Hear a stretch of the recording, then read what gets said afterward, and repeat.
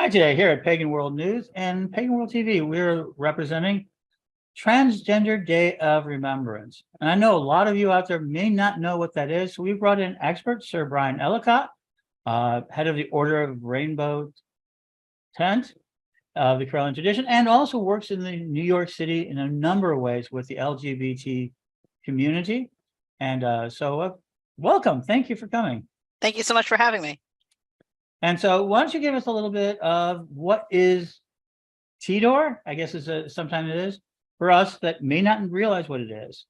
Yeah, so TDOR, or Transgender Day of Remembrance, is a solemn event that we hold in the trans and gender non-binary and intersex community on November 20th every year to remember and pay our respects to those that we've lost in our community to violence, hate, and discrimination that has ultimately led to the loss of their lives.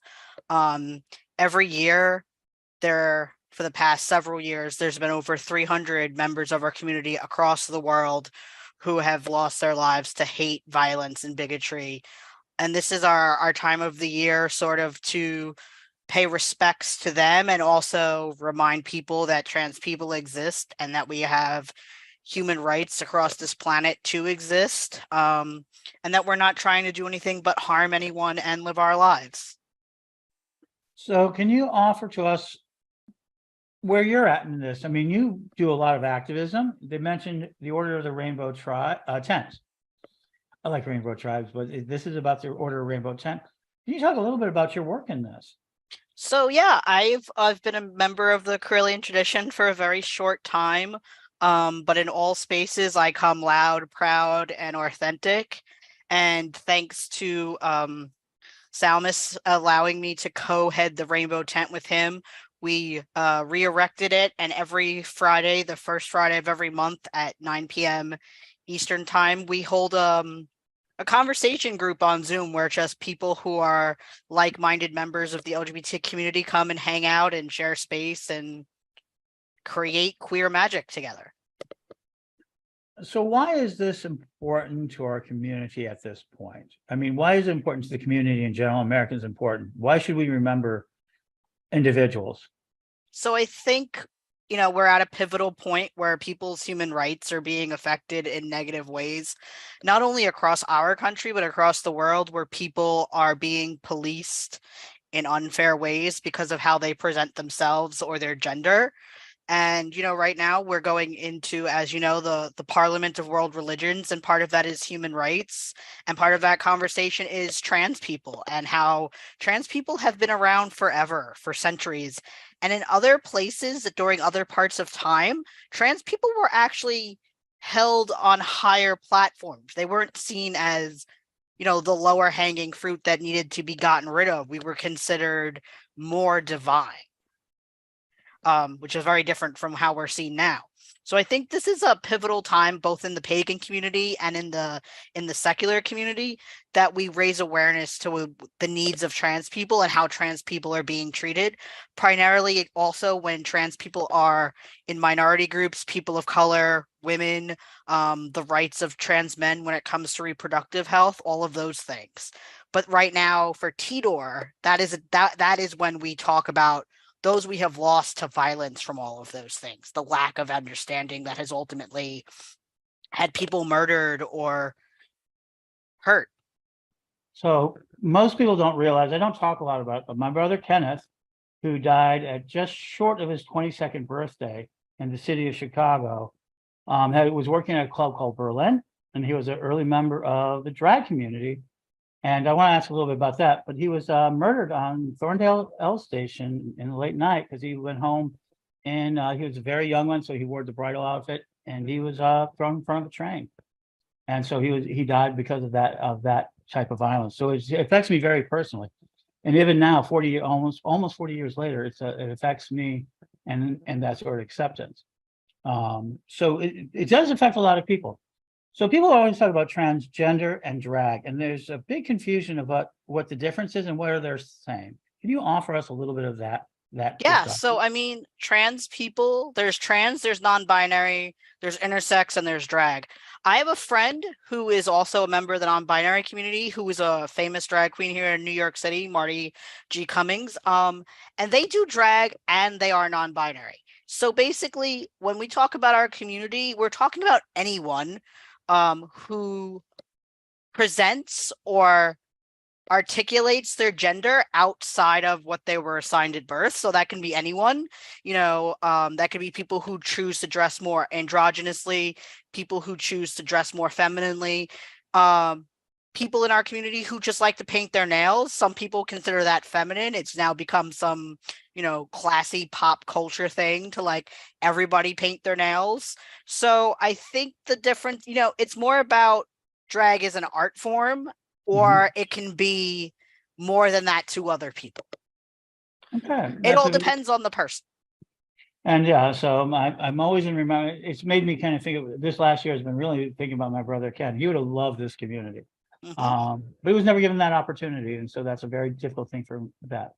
So how should people respond? What can they do to honor this?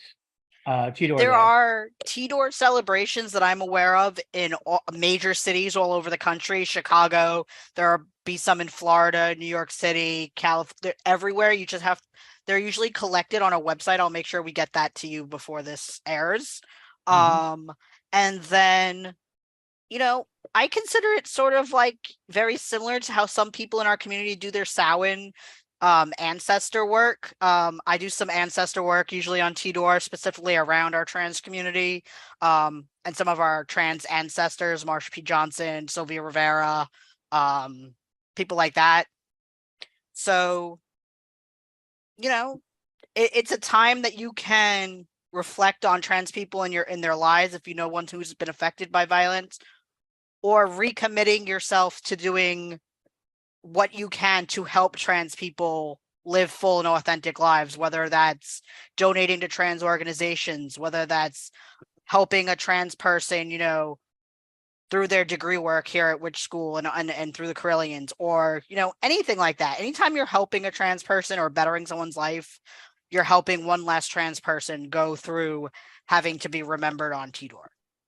Now, let me offer a question I think is really important to people who are not used to dealing with this. I know I'm an older person, and I've had a rough time dealing with the change in pronouns, and I've accidentally misgendered people, and I usually try to apologize. What should we know about it? What can we do about that for people who are willing to accept it but are having a hard time wrestling with changing their language style? So I would say each person deals with being misgendered differently. I'm further along in my transition. I've been transitioning for over 10 years, very publicly, with some very big public faces here in New York City. And people mess up all the time. It depends on the setting, how I take it. In a professional setting, I have to be professional. But every person is different. So don't apologize and make the whole world stop for it. Just like, if you're in a bigger space, apologize and just keep going with it. If the person wants to talk to you about it, they'll talk to you about it. I'm a big fan of just putting pronouns in front of my, my addresses when I'm on a Zoom call, or in my emails, even if I'm emailing, this person who knows. It takes practice. You're not going to get it right the first time. It takes a lot of work. But just the person will be patient with you as long as they can see you try. I prefer to see people try than to just give up because they keep making mistakes. So I like to see progress over perfection. I can understand that. Just like everything else, it is something that changes. So thank you for so much. So I think I have one more question. I think it's kind of important.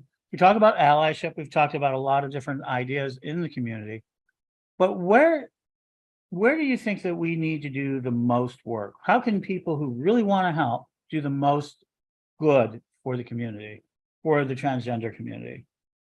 I think the thing that we need to do more of is just create spaces for trans people to feel included everywhere, not just, in the pagan community, but also when people are out doing, their work. Trans people we're different, but we're not special. in the terms of like, we don't want to be treated better than anyone. We want to be treated equitably to everyone. And that can mean a lot of things depending on not only your gender, but your sexual orientation, your race, your ethnicity, your income level. So really it's opening doors for people in all the ways possible would make the lives of trans people better. There you go. And that's something is. So is there anyone that you're remembering in particular this year? This year there's been a lot of violence, but no one in particular this year. I've lost a lot of people previously. Years ago, there was someone murdered in Harlem Park, in the park here in Harlem, that I was a part of rallying around. And then, I'm here for community all year round. So, yeah. And so check out the page we're going to set up for this. And thank you so much for being here, Sir Bryan Ellicot, and for being here and sharing that with us. We're grateful, and remember today, and enjoy, and let us hope that we can build a better world. Thank you so much for being here. Of course. Hello, my name is Reverend Mary Hawk. I am a special reporter for Pagan Nightly News, and joining me is Andrea A.D. Thank you so much for joining us today, Andrea. Hi, Mary. It's wonderful to see you again. And today we are talking about Transgender Day of Remembrance. And how long have you been living openly as transgender? Let me ask you that question first. So I transitioned at 25 publicly, and I haven't looked back since then. I'm 42 as of last month, so 17 years now.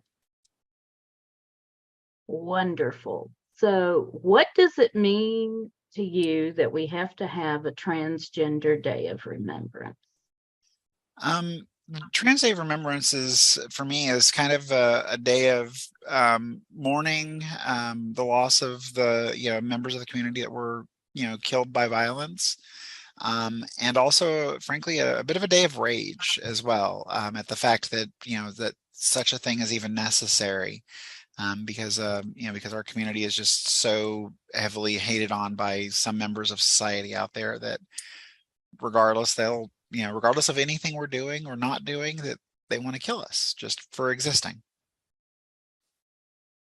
And that is really sad, and it is such a reflection of our society, and not a good reflection of our society. Yeah, definitely not. And have you personally lost any friends to violence? I am privileged that I have not lost any of my friends to the direct violence that is more directly what the Trans Day of Remembrance is about.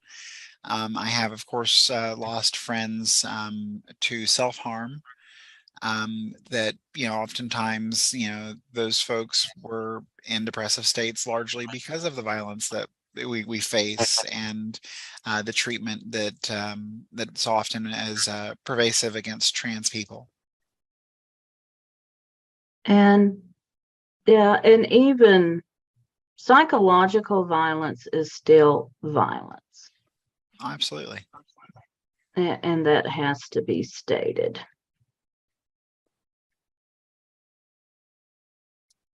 And what steps have you taken to protect yourself against the constant threat of violence?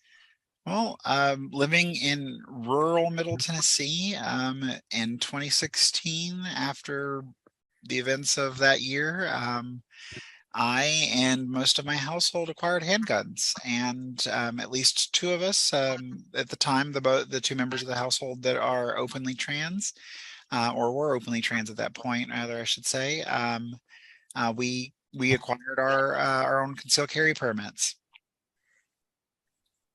And again, it's a shame that you feel like you have to go and do that. But living here in Middle Tennessee, I can't argue that it's not a necessary step for your safety and the safety of the rest of your household. Oh yeah, especially whenever you've got a number of people who seem to be more and more less fringe for those that think like them, who like to threaten to harm people for the crime of just using the toilet. And yes, and that is so sad. And I will just share from my own personal experience. The only time I have ever felt like someone was invading my privacy in a restroom, it was at a church camp and the guys were sneaking in. I am sure I have shared public restrooms with trans women who were not invading my privacy. Oh yeah, most of the time, frankly, at least I know for myself, especially the early days of transition, I was more concerned about getting myself in the toilet, plunked down to do my business, and getting the heck out of there as quickly and as quietly as possible, with doing the absolute minimum interaction or things that I needed to do appropriately in the bathroom. Right. I have never heard anyone actually tell a credible story of any such thing happening either. Yeah, I mean, the only time I've personally heard of any stories like that were usually activists who were against the idea of trans people being allowed to use the bathroom, choosing to claim to be that they were trans while invading the bathroom, the women's bathroom, or because it's almost always targeted at trans women because we so often tend to be very visible. Yes, apparently no one is actually worried about trans men invading the men's room. Yeah, frankly, it's mostly because when trans guys get, oftentimes when trans men are read in, in the men's room by people who are bigoted, they're the ones that get assaulted and harmed, and not, by those bigots who just choose to enact whatever form of violence they want to try to, apparently in their mind, correct this behavior. Not, regardless of the fact that, not even thinking about the fact that if they were to insist that trans men need to use the women's room and that trans women need to use the men's room, that literally makes it easier for cis men to invade the women's room without even needing to go to the ridiculous steps of putting on a dress or like women's apparel, so that then they can just say that they're a trans guy, that they belong in there, and then they do whatever wrongness that they're there to do. Yes, it's all very strange and makes no sense.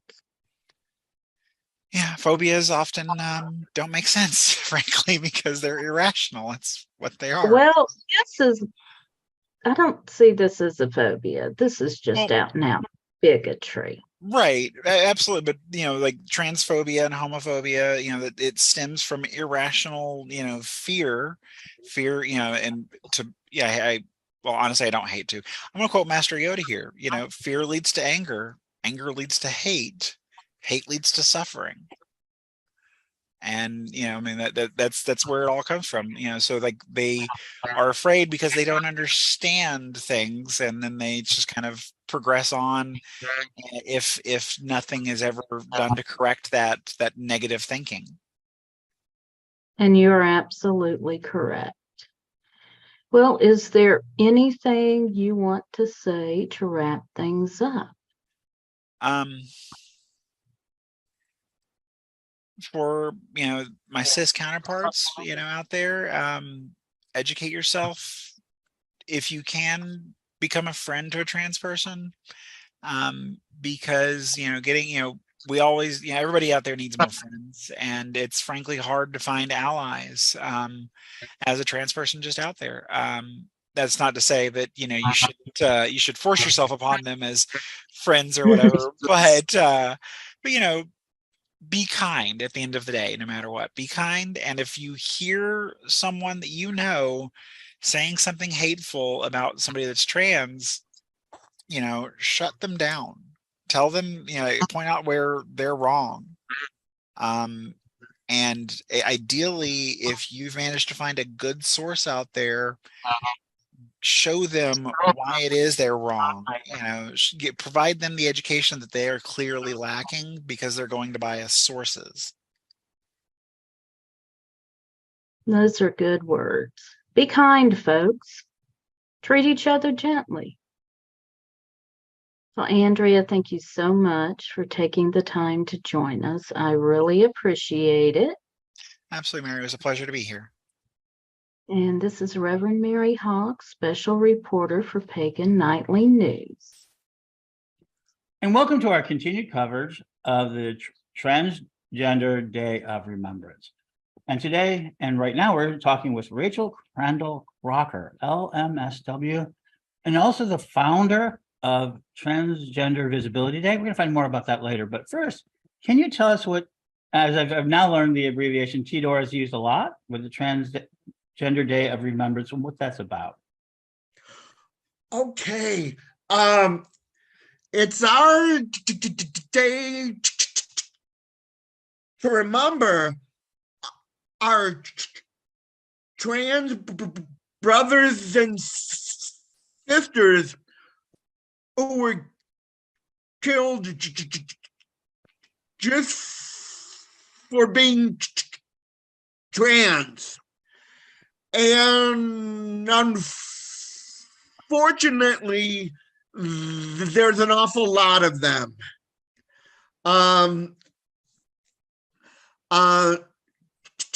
TDOR was founded by Gwen Smith as a way to remember a friend of hers who was killed. And it became an international thing.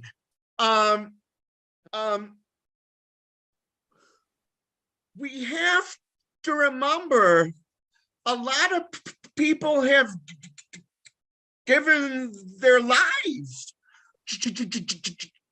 just so we can live our lives how we are living them right now.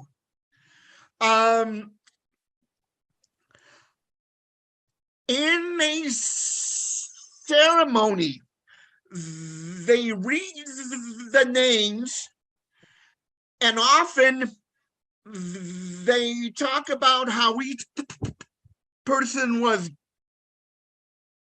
killed. And that really is sad. Mm-hmm. Some people were shot. Some people were killed with rocks, knives, run down by cars. It really happens a lot just because they are trans. And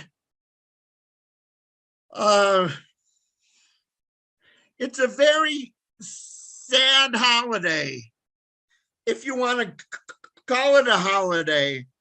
However, it's a very important day. These people must be remembered. So I think. Oh, I'm sorry. Oh, I think when we talk about holiday, I think it's really, this is only in the Day of Remembrance, and that's original root of holiday is holy day, is a day that you keep holy. Oh, I like that. That's where the word holiday comes from. Is holy days, and I think that in that sense, it's not a one for celebration so much as for remembrance. So you. And that's, that sort of thing. So let me ask you on the next step. So it is a day to remember people whose lives have been taken, sacrificed, brought to an early end. And it Right. affects everybody. I have my own story. Believe it or not, it affects more people than you think. And I do that. Do you have any remembrances or anything that what is your personal feelings or anything that you've experienced during these days? Well, I experienced a lot of anger.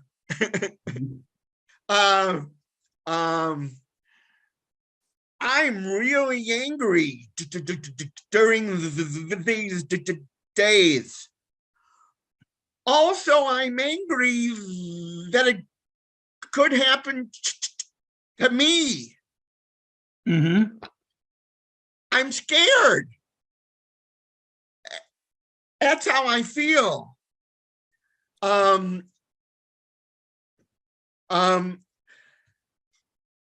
really sad.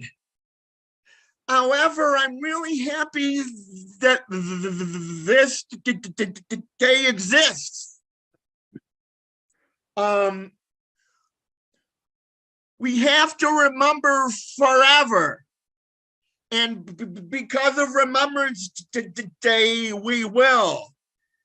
Every year in November is Remembrance Day. And I encourage people out there to go to one of the ceremonies. They're all over. There is one near you. And to go there and help to remember. These people lived, and we must always remember them. That which remembers lives is one of the great things we speak in our pagan community. That which remembers lives. Oh, really? Okay, cool. It is the idea that we, and it comes out of more of the Latin and South Americans, the idea of the three deaths. And we want to make sure the third death never happens. The first death is when we learn we're mortal. That happens sometime in our childhood and learns, oh my God, we're mortal. That's our first death. Our second death is our physical end. And our third death is when no one speaks our name ever again. The last time somebody speaks our name. And this has, Yes, that's Cool. Lord Gonzalez taught me that. A great witch out of Chicago taught me that. Really? Wow. And so the Days of Remembrance allows them to continue to live because their names are not forgotten. And I think that often happens is that we don't want to forget the physical face, the human face behind these things. And so in that, how as allies, as people know, I'm an ally. I try my best.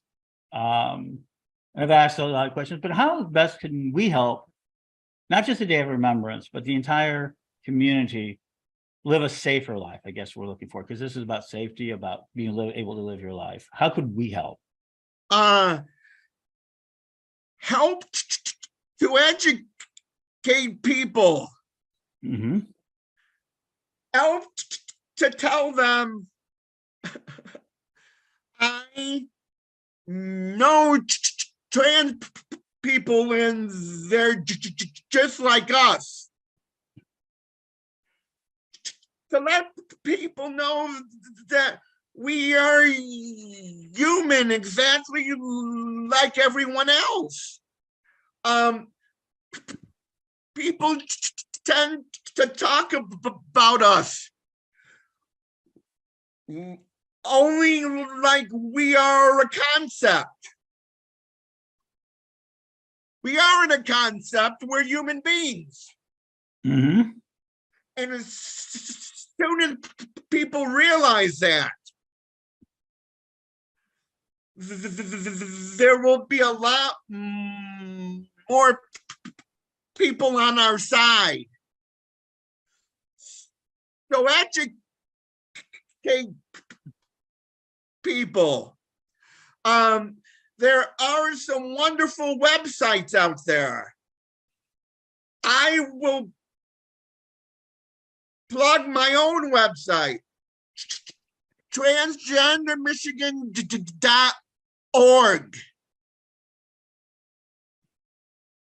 If you want to learn more about it. Also, we have a helpline.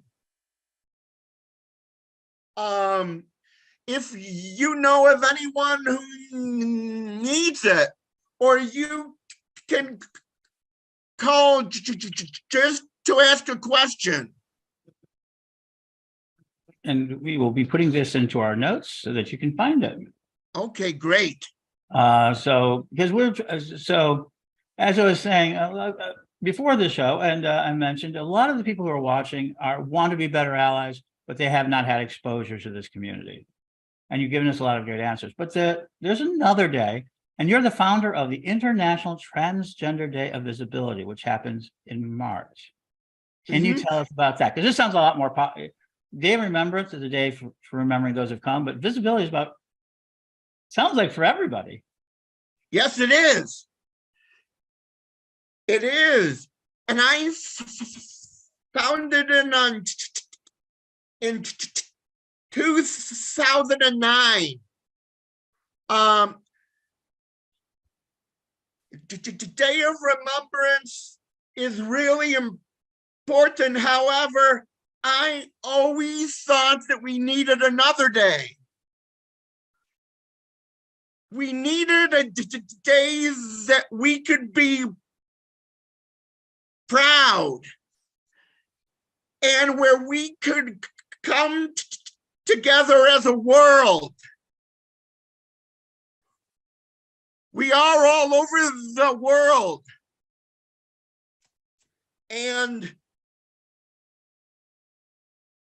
a lot of things have happened as a result. New laws in countries have been passed as a result of Visibility Day. That must feel wonderful to have an impact like that. Oh my God, it does. It does. I almost can't believe that I'm the one who started it. Isn't that it is an unusual feeling, and it shows that. So you when you started it, you didn't have any idea of where it was going to go. No, it was.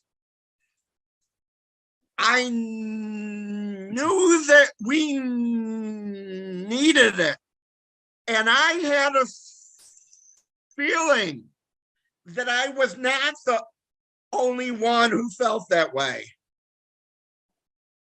And that's exactly why it caught on. Lots of people were feeling that way. I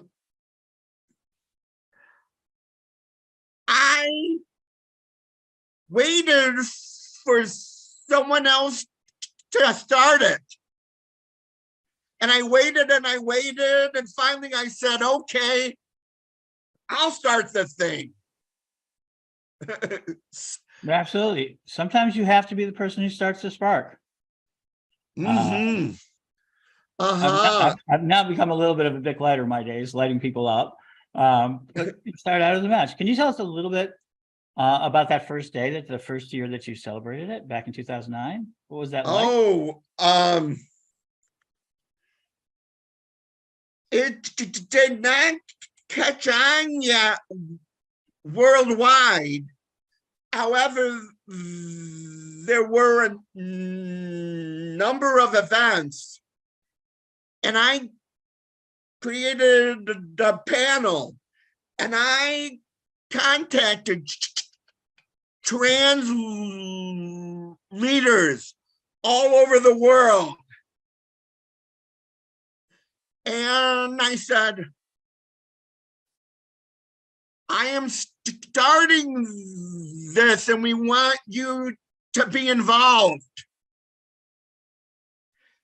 And within a few years, it was everywhere.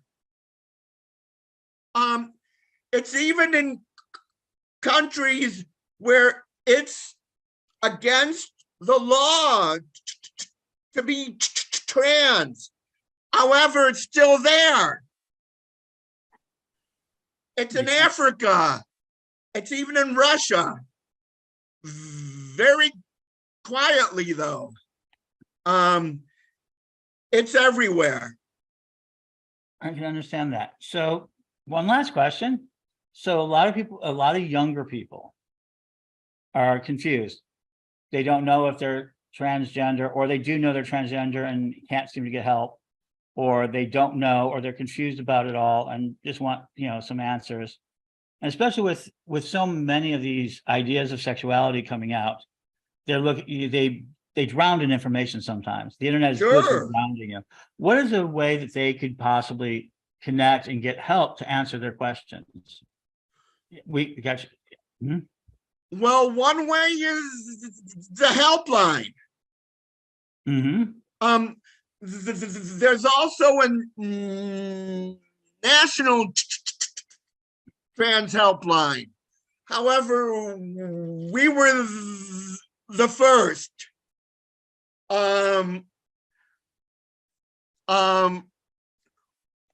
Websites, books, everyone, you can contact me.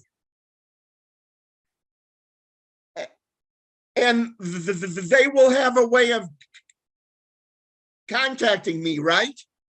Absolutely. We got your site, transgendermichigan.org. We'll put down that into the notes. And so people can contact, we'll put the help hotline number in our notes. Okay. That is what we're here to do today, is to kind of reach out, offer some education, and to help people remember. Okay. Hey, I want to add, being trans, at least for me, is not a choice. I always knew I was actually a woman. Mm-hmm.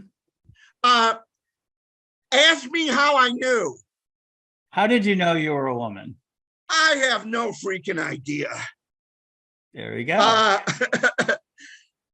I just always knew I was really a girl. And people don't realize we know a lot of things. How do we know? For me, I have actually, I was ambidextrous when I was a kid, and I was beaten out of my left hand. Yes. So because I would pick up, because they said that wasn't, and it sounds so crazy. And this is a much bigger issue, a much more personal issue, but they beat me out of my left hand. Both my parents were left-handed and I was somewhat that, but because that was different. And that's ridiculous. That sort of thing. So, and I'm not trying to compare the two. I'm just only saying that people make these ridiculous answers to things that are just built in. And like you said, you don't know why you felt that way, but you knew that was true. Right. Ever since I can remember anything, I knew I was actually a girl. I tried to come out to my parents when I was 8.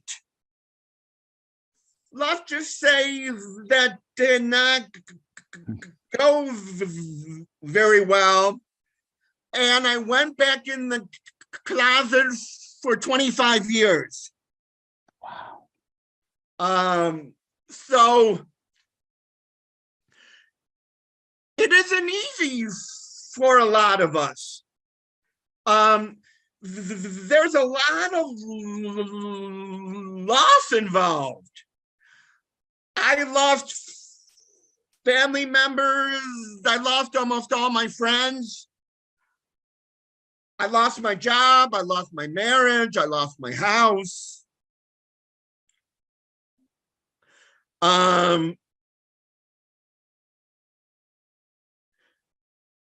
It isn't easy.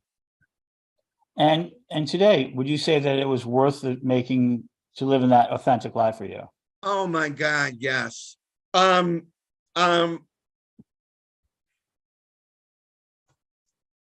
eventually my counselor told me if I did not come out, I probably would end up killing myself. And that was not an okay option for me. Fair enough. We're very glad that you're still here today. Talk with us.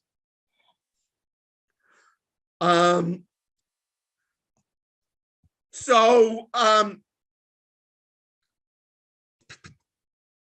people can be involved with Visibility Day any way that they want.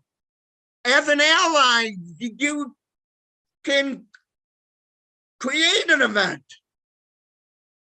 a conference, a coffee, arrange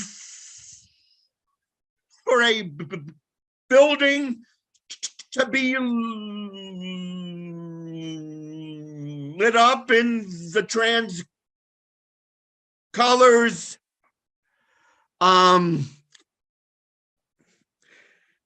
Have a ribbon wearing campaign. And if someone asks, why are you wearing the ribbon? You could tell them all about Visibility Day. Lots and lots of ways. Well, thank you so much. And this November 20th is the day this year many rituals are occurring for Transgender Day of Remembrance, as you know. And so we'll be continuing to cover this today. And we're so grateful, Rachel, that you came and spent time with us. And you can contact her at transgendermichigan.org, find the hotline, look in the notes, and continue the work. We really appreciate you doing this work. Thank you. Oh, sure. And thank you for educating me. Oh, good. I'm always glad to do that. And so everyone, we continue with our coverage, and thank you, Rachel. And let us remember those who have passed. Is there anyone in particular that you want us to remember?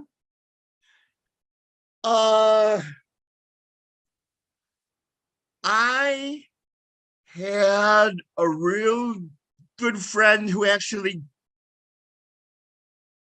killed herself. And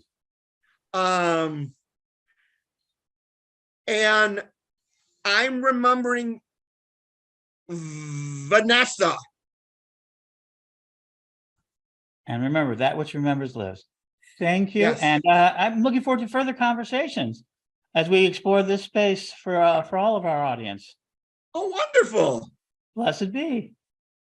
Thank you. Blessed be.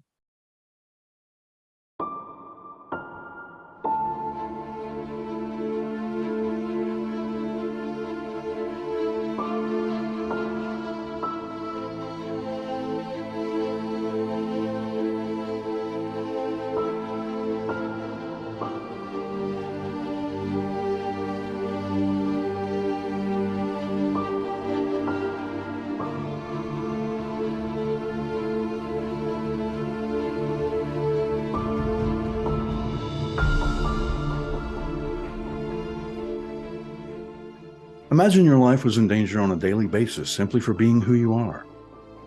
Imagine suffering discrimination not only in the workplace, but also in your school, in your church, your coven, your grove or circle, or in your own family, or even when you visit your healthcare provider. If you can imagine this, then you have a good understanding of what most transgender people endure on a daily basis. Hi, I'm Dr. Charleton Hall. I'm a retired family therapist and current director of the Mindful Ecotherapy Center. For most of my career, I was an LGBTQ ally, and I still work as a volunteer for transgender issues. Did you know that in 2019, 26 Americans lost their lives due to transgender violence? These victims were killed by acquaintances, partners and strangers, and other people, some of whom have been arrested and charged, but others are yet to be identified.